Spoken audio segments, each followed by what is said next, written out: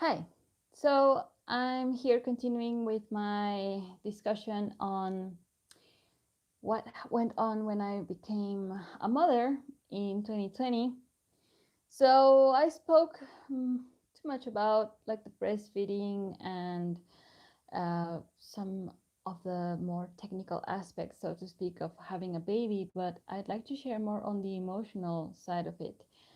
I already mentioned that to me it was a bit difficult to come from a very active phase of being pregnant and being very active and going to all places and being physically active. And I do consider that with all the physical strain that I took from the labor and then stopping all sorts of physical activity, being stagnant essentially, and out taking care of my baby 24/7, it did have an impact on me. Like emotionally during the pregnancy, I felt very stable, and I do attribute this to both things. Having walked the destiny process where I've learned to deal with my emotions and my mind, and also the physical exercise, which to me I consider that gave me a lot of stability as well, because I was focusing more on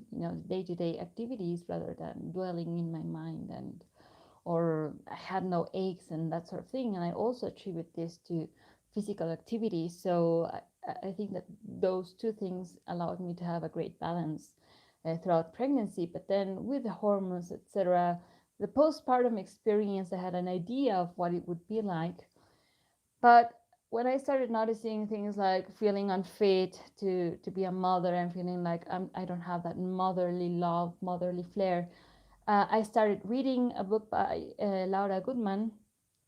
I will probably leave the description of it in, because I don't know the name in English. I know it in Spanish, and it's by a writer from Argentina, and that book really assisted me to understand also the mirroring of the dark aspect, so to speak, of oneself that comes through in motherhood, the beginning of motherhood, in the whole postpartum experience. And that book has a lot of examples of what many women have gone through, because she's like a therapist. Yeah. So she has a lot of examples to share on how what the baby goes through is mimicking what the mother is going through. So they're like a mirror, they become a mirror. And sometimes when they're very exasperated or crying without any consolation, or they're showing even physical symptoms, it is the baby expressing something that we haven't dealt with within ourselves. So that book was very supportive in beginning to realize that, whatever my baby goes through is not my baby's only problem, but it has to do with me, and I have to be aware of what I'm going through, and that can be reflected back to her. So when it came to my fears around motherhood, one of the biggest fears was having a baby that would not stop crying and not knowing what to do. Now, I've explained how this didn't really happen that much.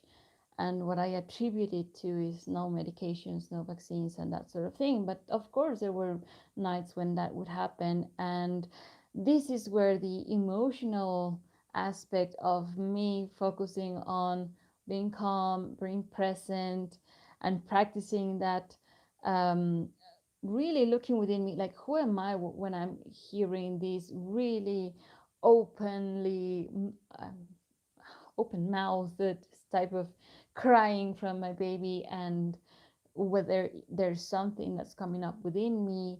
And yeah, sure, the word that comes up is like helplessness. That's what comes up when you're having that type of situation. But most of the times I would also notice that as I would stabilize myself through it, then it was easier to start reviewing the basics, like, does she need milk? Does she need to be changing position? Does she need to just not be lying and be like more on a vertical position? That sort of thing. So it's like testing a few things instead of becoming helpless about it. I do recall one day, as I've mentioned, my partner was with me the whole time, most of the time. By then it was, January, February, so this wasn't still the quarantine of the 2020. But there was one day when he had to go to work, and um, I was left alone with my baby.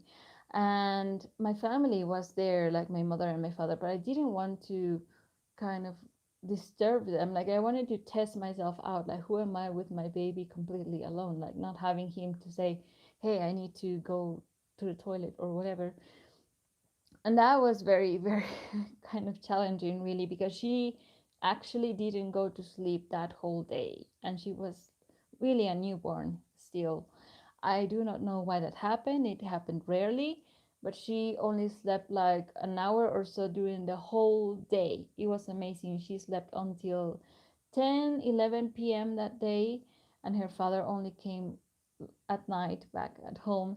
So that was a very challenging time, but I basically, it was one of those moments where I was like, this is it, you have to own it. You're now a mother, and find the ways where how you can be having her or entertaining her. Like, there's not much that you can do with a newborn. And this part of like these 41st days, also because I was at my parents' house, that wasn't really supportive on the emotional aspect, because there were a lot of judgments and ideas of how I should be taken care of. It was winter, and that I should have been covering her a lot, and me like uh, placing some kind of blanket and that sort of thing.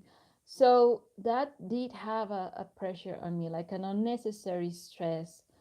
Uh, but at the same time, it came with a pro of not having to be worrying about cooking and feeding my partner and myself, and that sort of thing. I mean, I wasn't even able to go downstairs for the first 15 days after giving birth.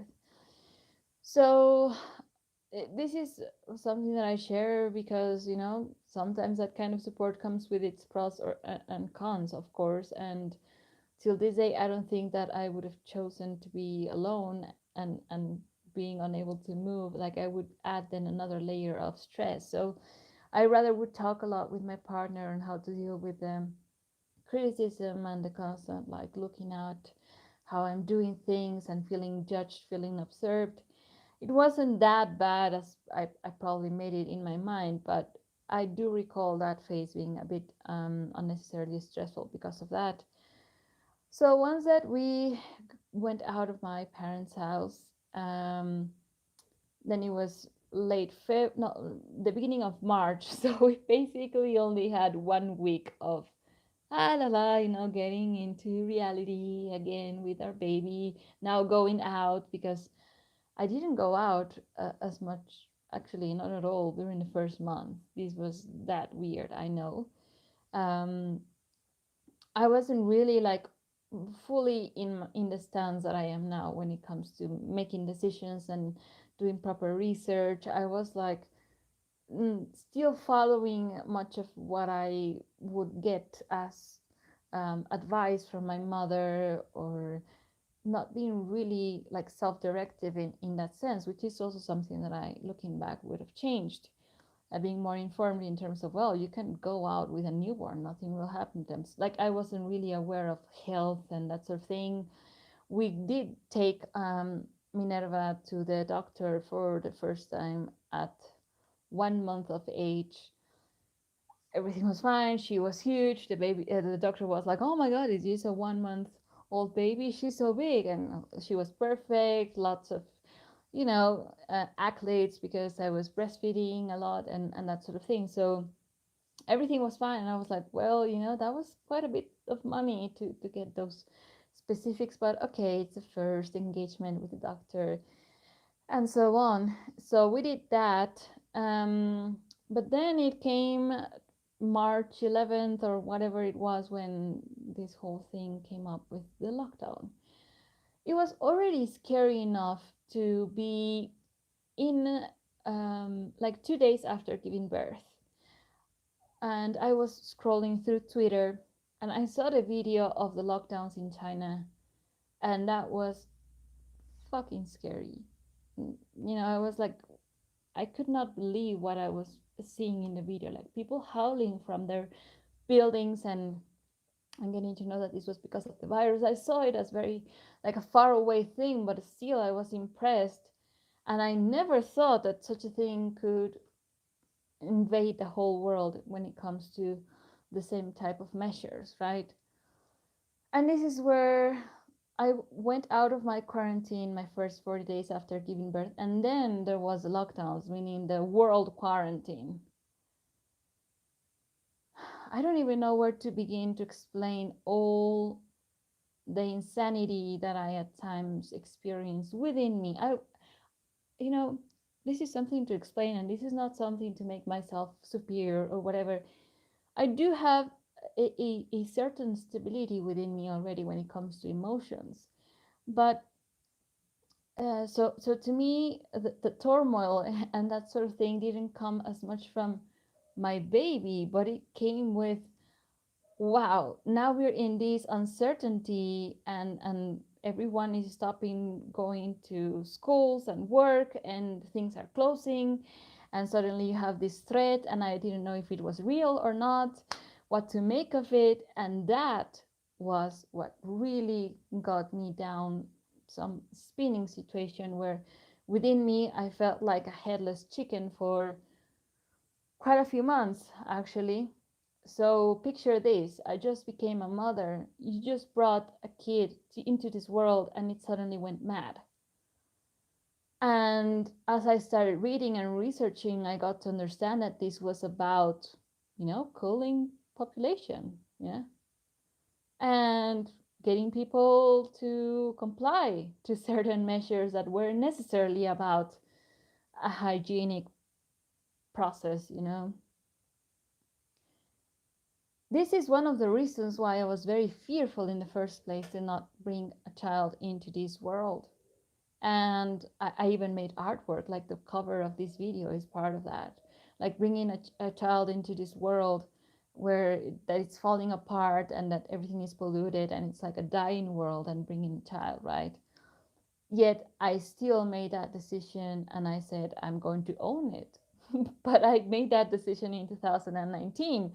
And life is very, very wise, because if I would have been pregnant in 2020, May, I would have said, probably I'm not going to have this child.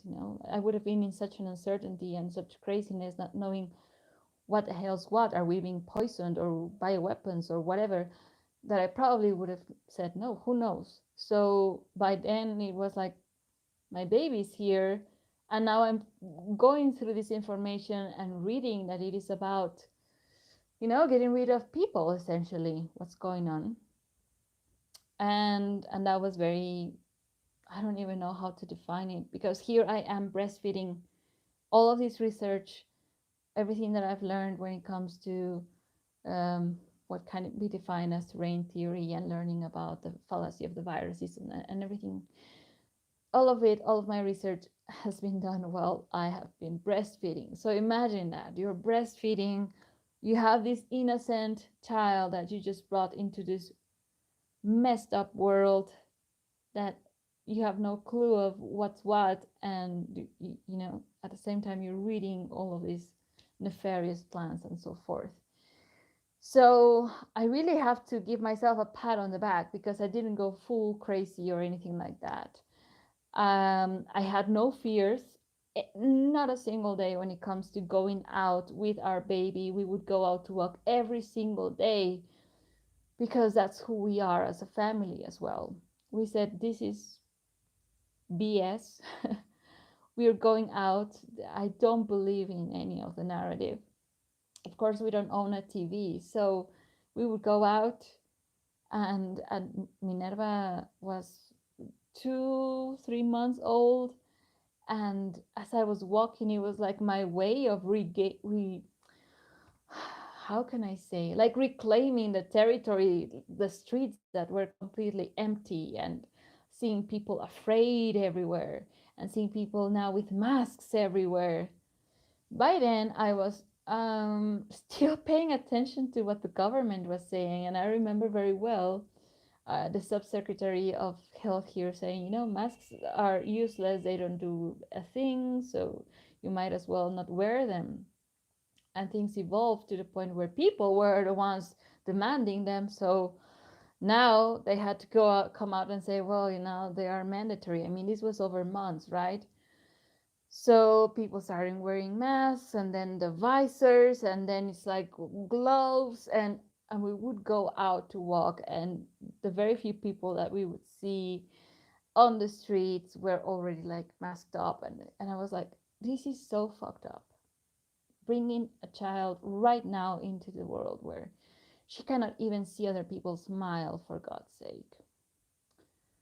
Did I feel guilty about that? Minimally.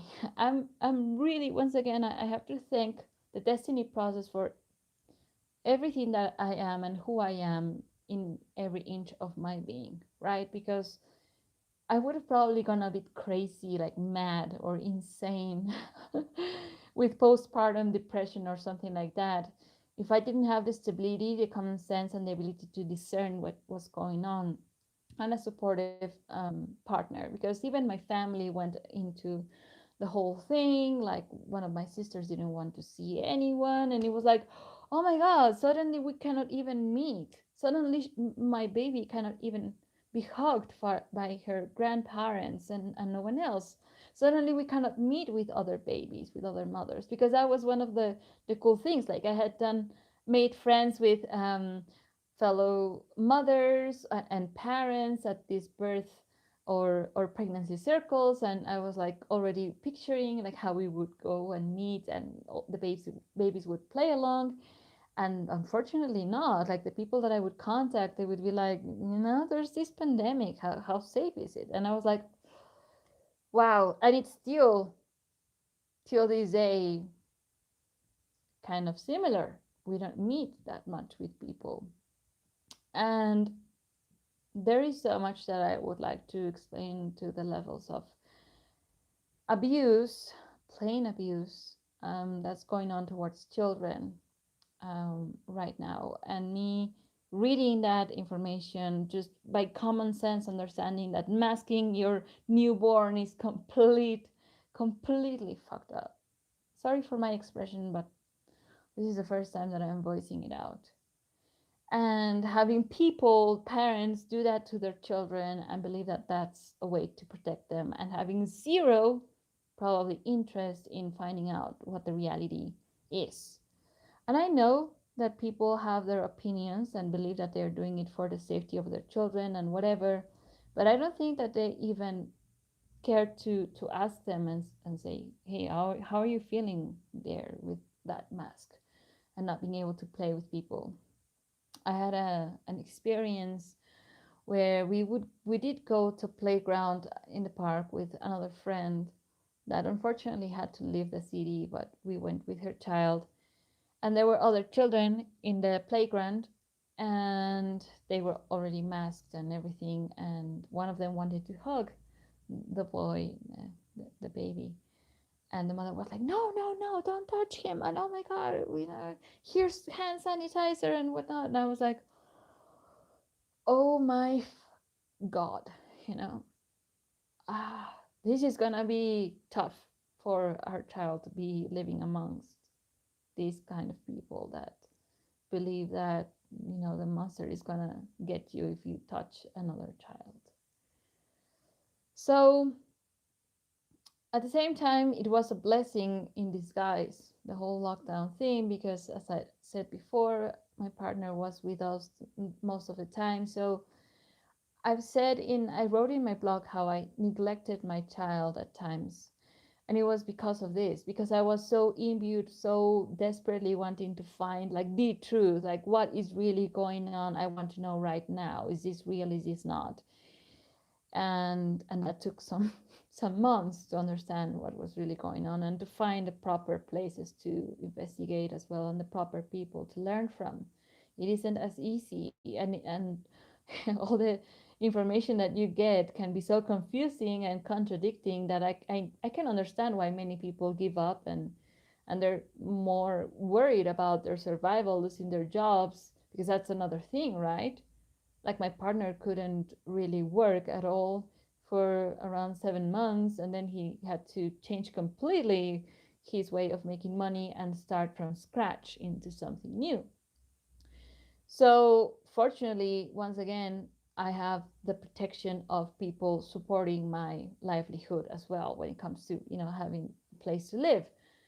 And that is a major support, because imagine being a mother, just got to go through the birthing process and getting used to the baby, and then lockdown, and then finding out that this is going on in the whole world, and now you you new mother find out how you're going to do with your baby for the rest of your life if the world continues this way.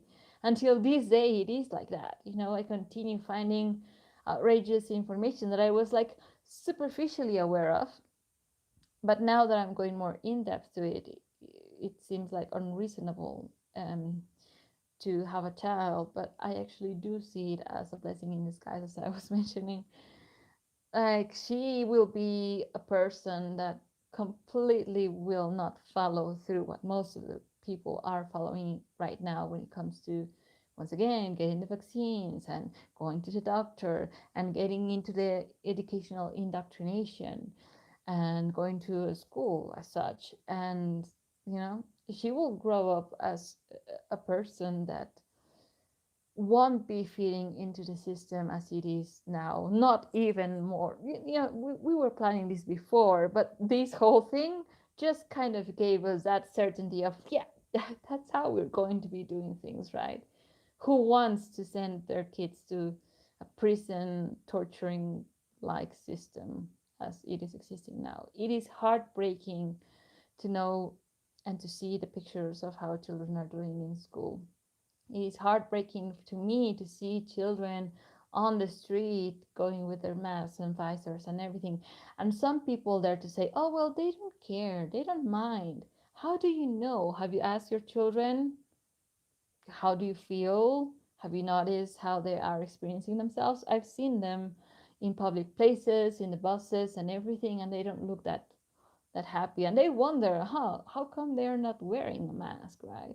And I don't want to make this about masks only, because that's the most visible way to say I comply to this or I don't comply to this. It is about everything.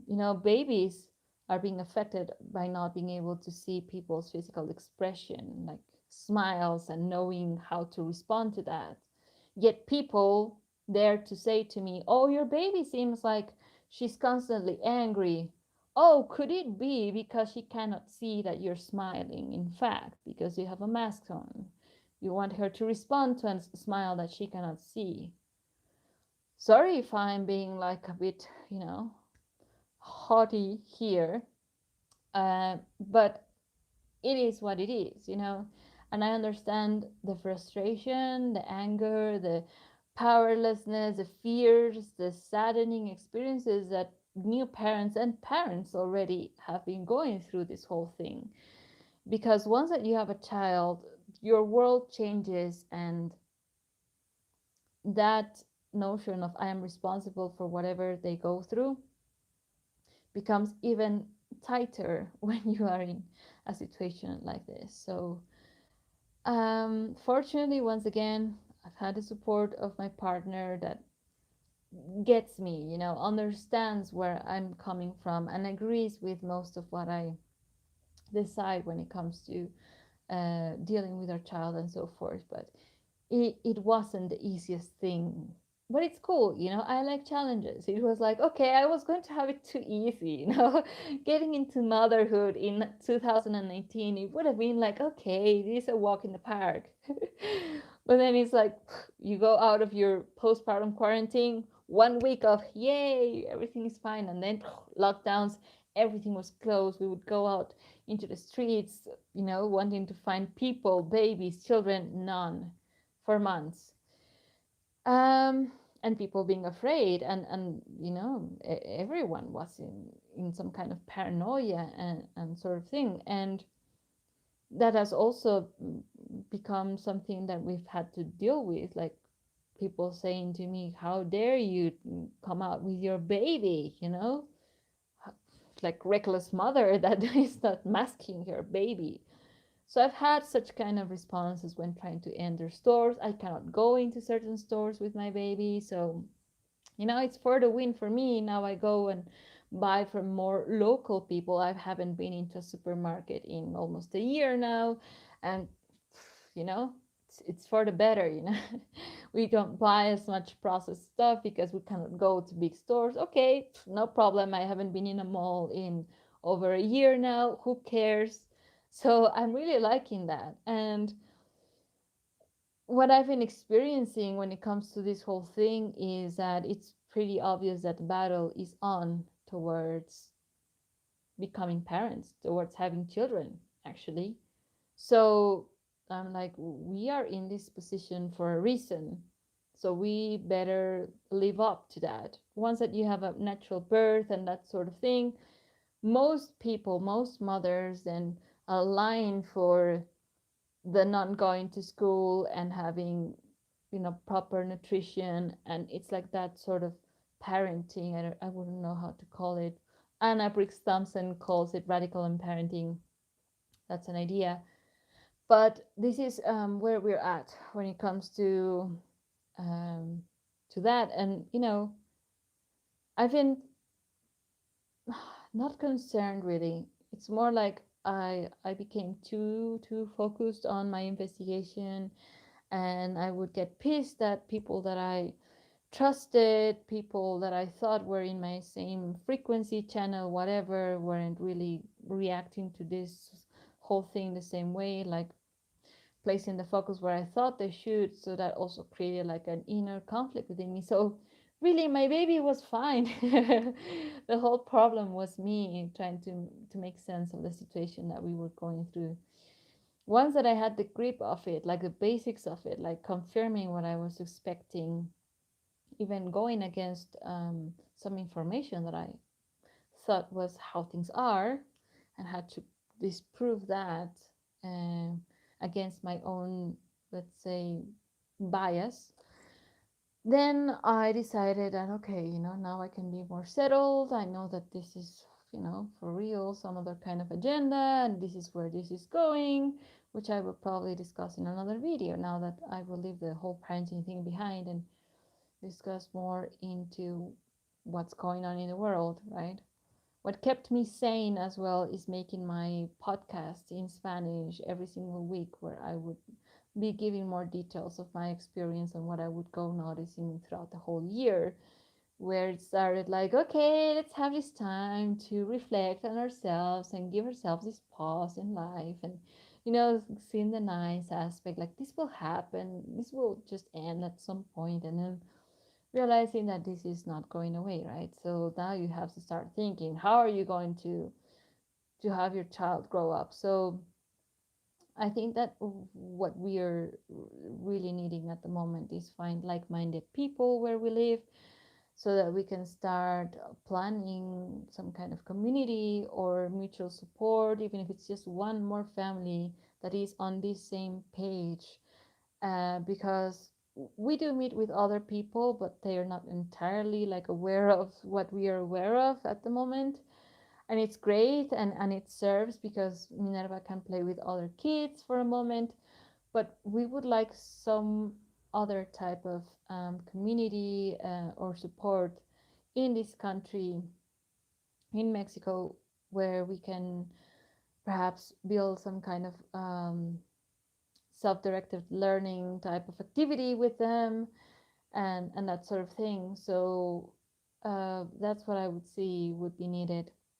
When it comes to emotions, I pretty much got more settled with Minerva once that she hit the 6 month mark, and that she started, being more reciprocal about my interactions with her. And that's where I got more used to her being around, and I was with a bit more certainty of where I was looking into what was going on. So, it was a bit tough, of course, but nothing that I wasn't able to handle. So life is wise, and life knows why things happen. It's not like I'm deifying life or anything, but it's like, well, I chose it this way at some level, so it's here, then bring it on.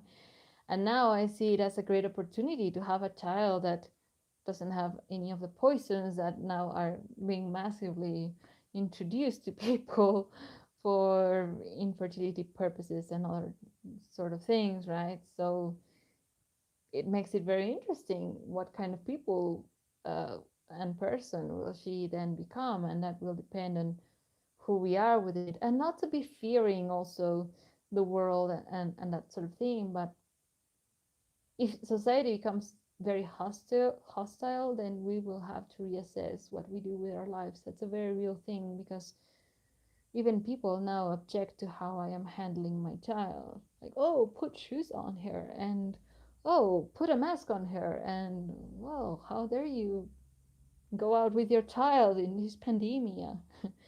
So that's not the kind of society that I want for my child. So if things don't change, we will have to make certain more radical decisions, and we'll have to see. But to any parent that have become parents in these turbulent times, my heart goes out. If you want to reach out to support or something, we're here. If you watch my videos, in any case, it means that you are in a certain position, as I am, perhaps, that you're not buying into any of this crap, and that you see through the deception. And I think that it gives us even more of a purpose, actually, to our child, and to look forward to the future with her, and to what we can build as well as a family.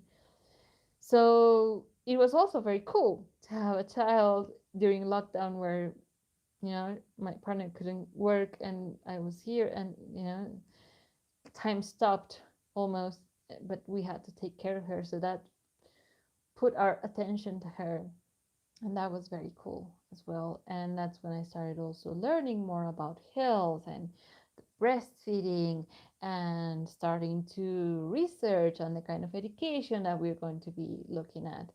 Like, it also made things easier when it comes to how are we going to raise our child. Do we want her to be in the system? Of course not.